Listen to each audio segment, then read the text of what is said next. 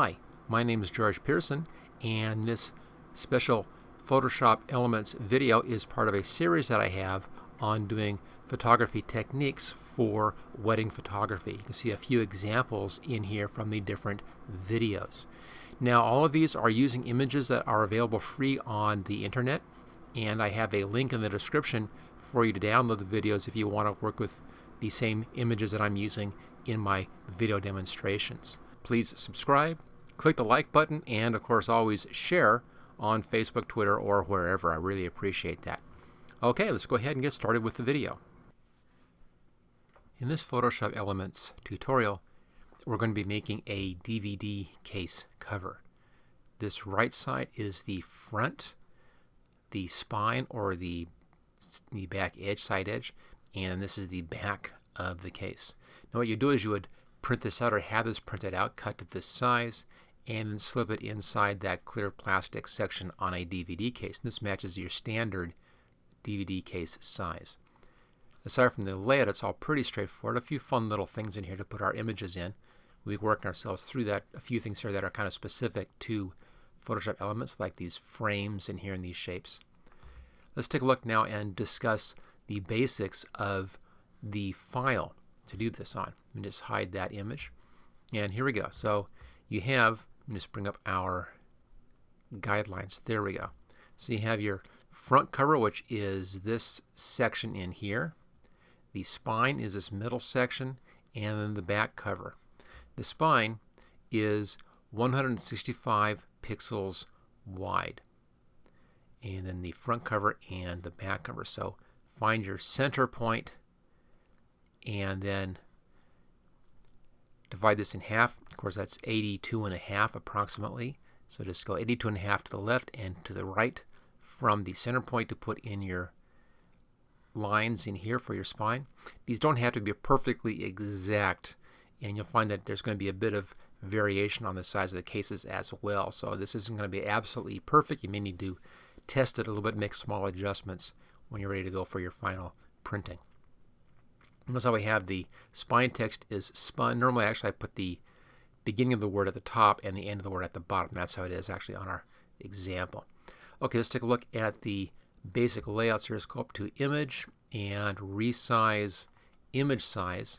And here we go. So it's 3236 wide, 2174 tall. And that gives you an actual width at 300 dots per inch because we're working for print output.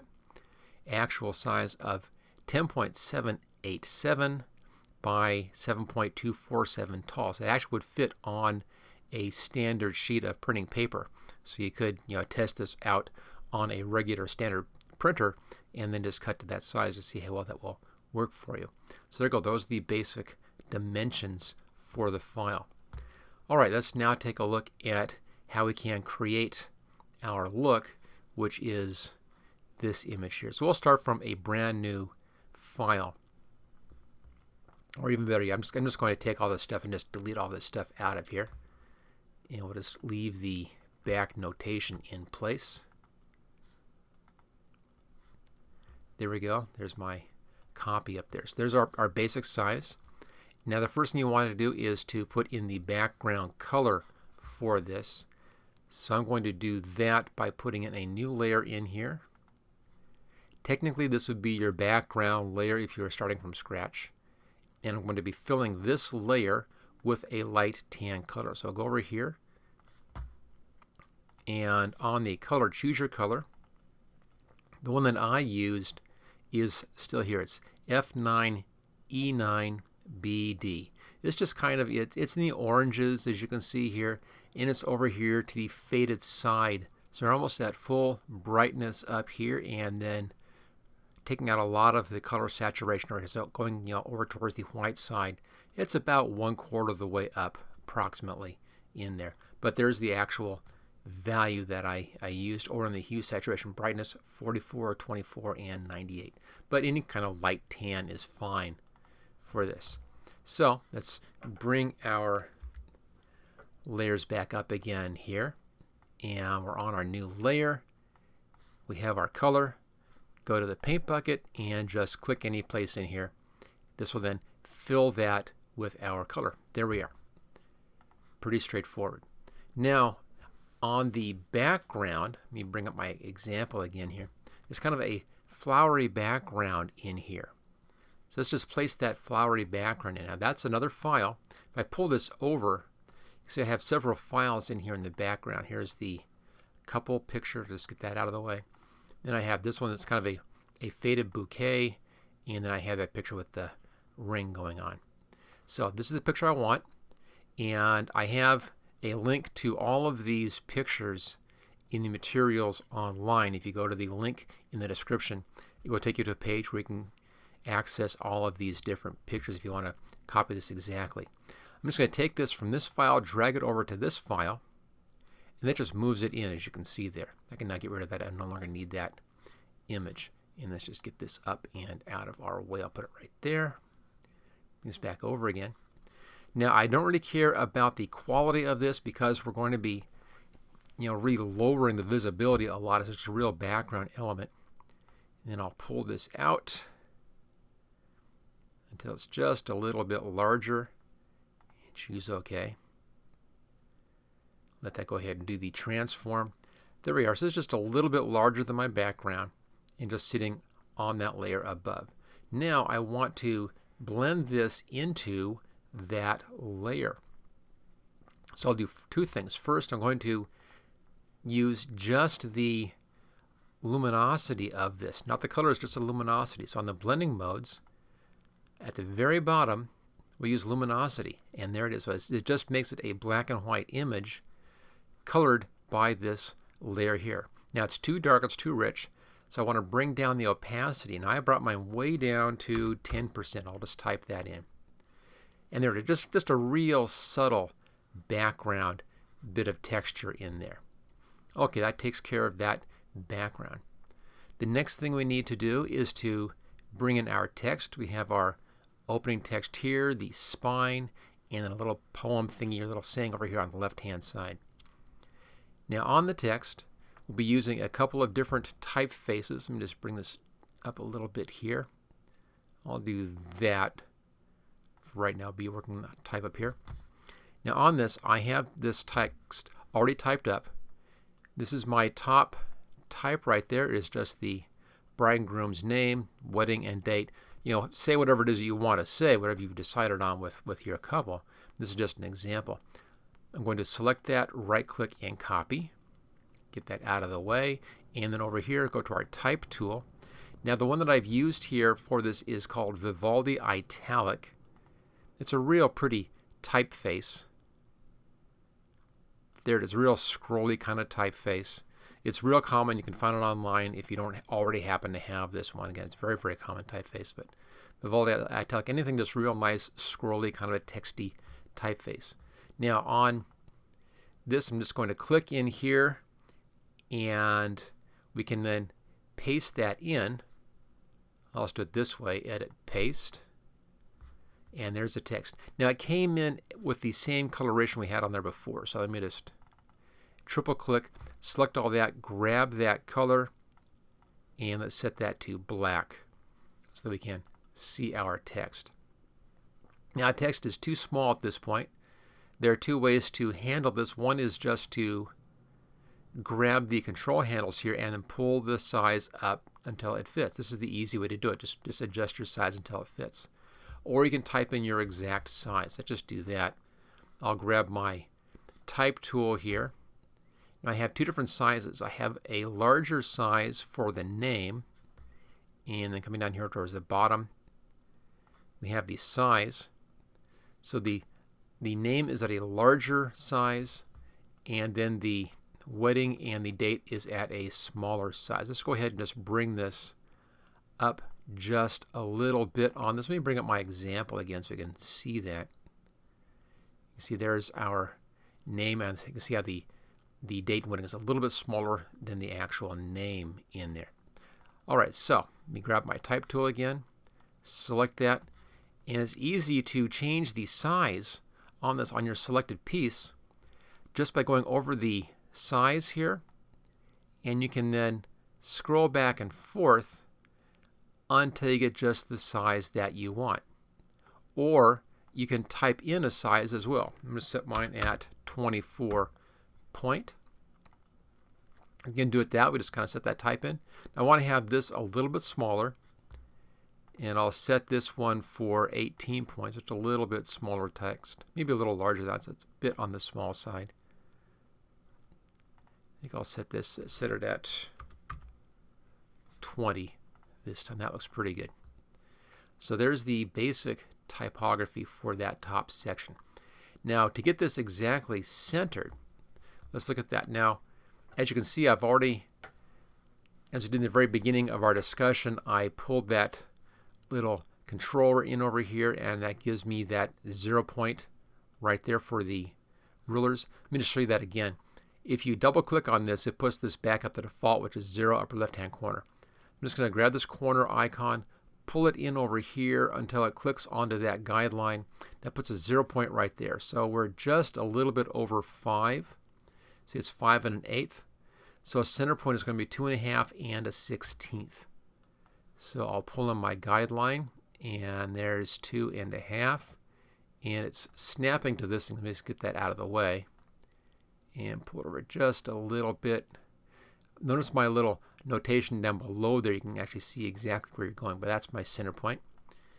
And now I can pull this so it snaps to the center point. Now, one thing to be aware of on these, with these fancy types, is that if your text is perfectly centered, it may not look centered if you have a real large cap over here, so you may need to adjust it a bit. Yeah, again, it's a visual thing. You can make that determination after you have everything done. Okay, so there's the basic layout for the text. Now I want to have the text here on the spine as well.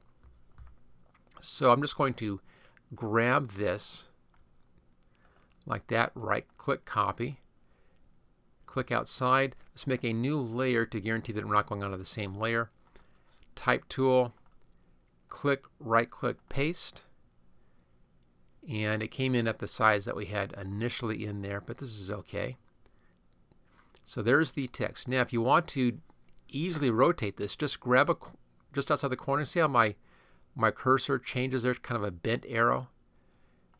Click in there and begin to pull it around. And once you do, this changes down here. The options change to the transform. And now I can set my angle to 90 degrees. There we go. It's exactly 90. And I can then place that text where I want it. Now it's going to snap to the middle of the page, which is right there. Now, interestingly, you can still type on this even though it's at a side. You see I'm moving the cursor around. Now I'm moving the cursor left and right, so it's going left and right in the text, even though the text is turned on its side. So I'm just going to put a space here and type in wedding just to finish off that spine text. And then using the cursor keys on my keyboard, I'm just going to pull that down a little bit. Maybe about a 1/2 inch at the top. That's all I'm doing. I'm going to adjust the positioning of everything once I have the rest of the graphics in place. Right now we're just getting our type on the page. Okay, next bit is our type over here on the left-hand side. Let me bring back up my document. Let's have just a little quote right here. Love is just a word until someone comes along and gives it meaning. I thought that was kind of a nice marriage quote, so I'll right-click, copy that, and I'm now done with that file. Make another layer up here. The reason I do new layers like this is just to guarantee that I don't accidentally click on one of these other text layers. So if we do a new layer first, then it guarantees to get me a new layer. So I'll click in there. If that becomes a type layer, as you can see there, and then I can edit and paste that text in. And there it is. Now on this, I think this typeface is a little bit too difficult to read at this point. So I'm going to change my typeface for the back to something a little bit easier to read. It's okay for names, but on quotes like a little bit more legibility. So we're going to be changing this to a standard typeface in here. So let's just scroll up a little bit. And the one that I'm using is called Bodoni, which is a nice type style up in the B's. And we're just about there. And I'll be using an italic version of that. And here we go. And there's all the bow donuts. So we have quite a few of these in here. You can see they're nice basic serif typeface, fairly straightforward, but and it's a nice range of faces. And the one that I'm using specifically is, let's just scroll up a little bit here, right there, Bodoni BKBT Book Italic. It's a little bit wider space than some of these you can see here, but still an italic typeface. And it's just kind of a nice typeface. But anything is fine on that. Just choose a typeface that you happen to like, and then size that so it looks nice on the page. This came in at the size we had initially, so I'll put this back here at 18 point, which is a good size for this on this particular page. Okay, so that just gets our text in place and text onto the page. We now can work on the graphics for this. We'll then do some other little tricky stuff. Let's go over here to the graphics on the picture next. Now on this, I'm using a frame. It's over here under graphics, and it's that one right there. It's called Gold Frame Gothic. Now to use these frames, I'm in the graphics and the frames section, as you can see right there. Double click on that. Now I'll bring that in. It's going to be the wrong size. That's okay. And we'll adjust the size to fit. There we go. Now it's much too large, so I'll grab the outer corner up here and I'll pull that down a little bit and bring it in place and stretch it up a little bit more, kind of in here somewhere. I'm just visually doing this. I want it a little bit taller. So something kind of like that. Again, I'm just doing it by eye. I'm not trying to be real specific. And I'll pull it over till it's centered. Now choose OK. Now here's one of those examples where I say that you can't always stick exactly with your center point, because if you notice up here, even though I'm right on that center point, I actually click to that center guideline, that isn't the center of the image because my frame is a little bit off. So I use my cursor keys and just nudge that frame over a little bit until the top is centered. I really don't care about the bottom being centered that much, but the top needs to be centered because we're comparing it visually with the text above that.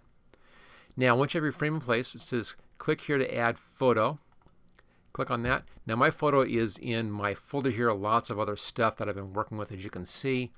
And I'll just come down here and I'll find my picture, which is that one right there. It's a picture from a different training title that I did previously, but it works out fine. Here's just a nice picture of the couple. Actually, the size works out just fine, surprisingly enough. Sometimes you're lucky and you don't need to resize anything. If you need to resize, just use this control up here and you can zoom in or zoom out like that. And if you want to change your picture, just click up here and you can get a new picture to go inside the frame. And this little icon here allows you to rotate the picture like that if you need to. Choose OK and we're set. Now to bring those controls back up again, just click on the picture, double click, and it brings those controls back up again. So they're easy to get back to. Now if you want to move the picture inside, now right now, if I use the cursor keys, notice how the whole thing moves. To move the picture inside, double click on it, and notice how the outline has changed. I'm now seeing the outline for the picture. Now I can move the picture inside of the frame. So just make sure you're seeing the tools before you try to move your picture or even resize your picture. Alright, so that gets the picture inside the frame. That's all looking real nice. Let's now do a little bit of layer styling on this to make it look a bit fancier. Go back to our layers, and we are up here. Now, interesting thing about the layer styles, if I try placing layer styles on this frame as it is right now, they would come in here on this interior shape. It's kind of an odd thing. So I want to simplify this frame with the picture so that it's all one image. So I'm going to make a copy of this. There we go. I'm making a copy of that in case I want to go back and change that layer. I can change it right over here. This is my original. Now on this one, I'm going to right click and simplify. that merges the picture with the frame, and it's now all one image. Now that it's all one image, I can go ahead and put layer styles on this. So layer, layer style. Make sure we're on the layer. There we go. Okay. Style settings. Do a drop shadow first on this. Let's give it just a little bit of a drop shadow. Bring the size up just a bit. And bring the distance out a little bit. You can see it there. Just a bit of a drop shadow showing. I'm not going to do a whole lot on this. Now the size softens the shadow out like that. So I want a little bit of a softening on that edge, not too much.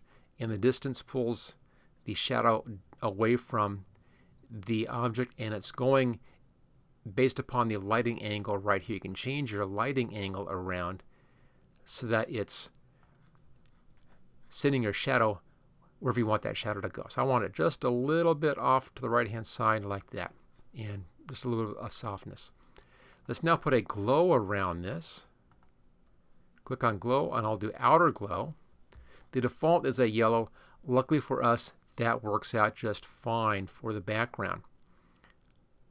I'm going clear to 100% for the opacity, and then I'll bring the size up until we get kind of a nice glow happening around somewhere around here. Again, I'm just visually doing that.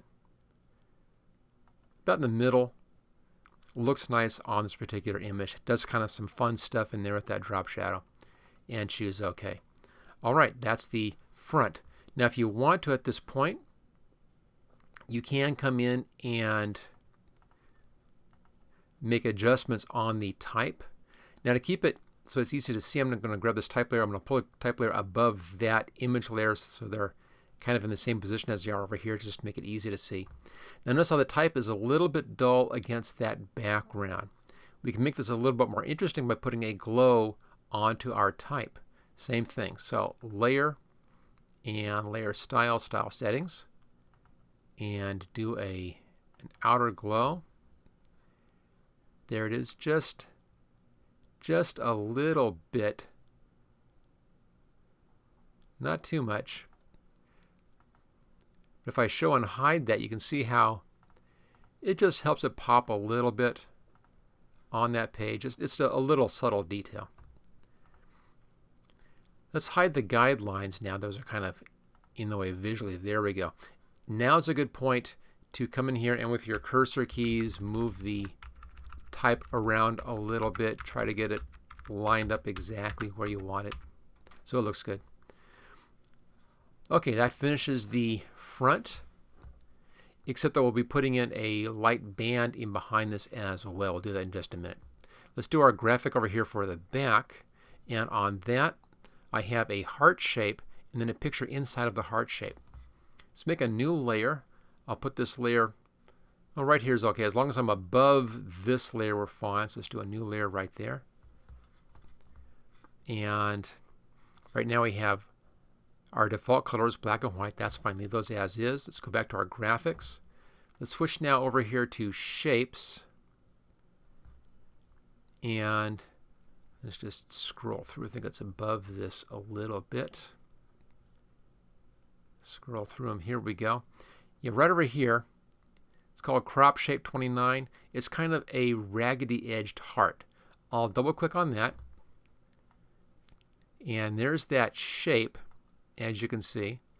Let's check our layer. Looks like it came in a little bit odd on that. Let's go back to our layers. Opacity 30. Let me bring that opacity clear to 100%. There we are. So it filled with the white background. That's fine. At this point now I can adjust my size. There we go. I think about like that's pretty good. Again, if you need to bring back your guides to see where your line is, so the back is from here over to this guideline, just kind of visually put that in right there. All right, so far so good. That's that shape. Now I need my picture, and that's this one. I can actually get rid of this now. Close that out. Here's this picture. Again, the link for this is in the materials. Pull this over to the right hand side, brings the picture onto the page. You can see it's huge. So we need to reduce the size of that. That's actually kind of interesting, but not what we're trying to do on this picture.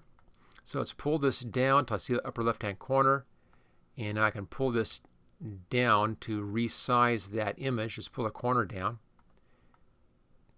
And I want it so it's a little bit larger than the size of that heart on the height. Just kind of like that. Not too much larger. And then I'm just going to place it right over the heart. There we go. So I have my image sitting above the heart. And choose OK. Now go back to the heart layer. You can see there it is. In the heart layer, hold the Control key down or the Command key on a Mac and click on the icon. That selects just that heart shape right there. Now go back to the image shape, leaving that selection going, and then hit the Layer Mask button. What happens is it creates a layer mask in the shape of what you selected, and then puts the image inside of that shape. I can now double click on the image side and actually move that around a little bit. To reposition, we can hide that heart. That's no longer necessary. If you want to move the image inside of the mask, just unlock it right there or unlink. You can then move the image inside and link it back up again, and they'll now move as a unit. Okay, let's now fix that picture. It's too dark, obviously. Go back over here, make sure you're on the image side of this layer. And we're going to go up to the Enhance menu, and we're going to use the Adjust Lighting, Shadows, Highlights. Great little tool here. This allows you to lighten the shadows up, lighten the dark side up. So I can lighten those up a bit, brings a lot of light back into the picture itself. I can adjust the mid-tone contrast, a little more contrast in there, and I can darken down the lights, which is the stuff in the background in this picture. So I'll bring those down just a little bit, not too much, just a little bit.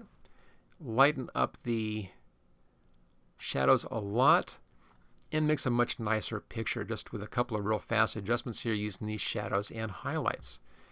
So there we go. There is that background image. Okay, we're now down to just a few little final touches. First off, right down here, I just want to put in DVD so everybody knows that this is a DVD. And for that, we'll do a new text layer. So I grab the Type tool. I'm just going to dock this for a second. Just bring it in there and dock that. And let's pull it down. When you dock a floating picture, just bring it up to that edge to see that little blue outline happen. Let go. That then docks it in place. Now, if you can't dock your picture, let me show you this real fast. Edit, Preferences, and in here, under the General tab, make sure you have Allow Floating Documents in Expert Mode selected and Enable Floating Document Window Docking. Make sure that both of those two are checked. And it gives you complete freedom on moving this around, and of course make sure that you are in expert mode to do that. Okay, back to our text here, back to our video. Scroll down right there. So I just wanted to say DVD right down there. So I'll grab the Type tool. I want this in black. It is black. That's good. And let's scroll up a bit further. And I'll just take just a standard Arial bold italic. And I'll type in the wrong letters there. There's the right letters. DVD. And then we can just resize those until it looks nice. Choose OK and use the cursor keys to kind of position that. Just a little detail right there. Not really important, not really necessary, but it's a nice little thing to do. Okay, now up at the top up here, it's still a little bit difficult to read our text, so we're going to put a white band behind that. I'll pull down a guideline here. This is where those two guidelines come in. Pull a guideline down here and right down there. Just a little bit above and a little bit below the text. And then go over here to the Shape tool. Grab the rectangle. Let's set this color to white. There we go. And grab right from that corner, that intersection here. Oh, before I do that, let me not go too fast here. make a new layer. There we go. Always put things on new layers, gives you more control. Just pull a shape out like that, and that thing gives us a nice sort of white shape. Now this came in at 38%. Coincidentally enough, that's what I used last time, and that's what I want. So if yours comes in at 100%, it's going to be just a white rectangle. So to make that see-through, just change the opacity, and again what I used was 38%. Let's do the same thing over here for the center. Now on this, it's a little hard to see here when it's docked, so I'll undock that window. Just grab the title and pull it up. That undocks the window. Same thing, using the shape tool, go just up above the image there, and I'll pull down a rectangle like that, right to those guidelines. And of course it comes in at the white that we are already done. Now notice how the text is faded out. That's because this came in above everything else. So I'm going to grab this and pull it down underneath the type layers. I'm actually going to pull it right way down here, right above our other one. So it's now behind the text. So there we go. So there's our nice bit behind the text. And we're getting pretty close now to finish. Let's change our view on those guides, hide those guides again, looking nice.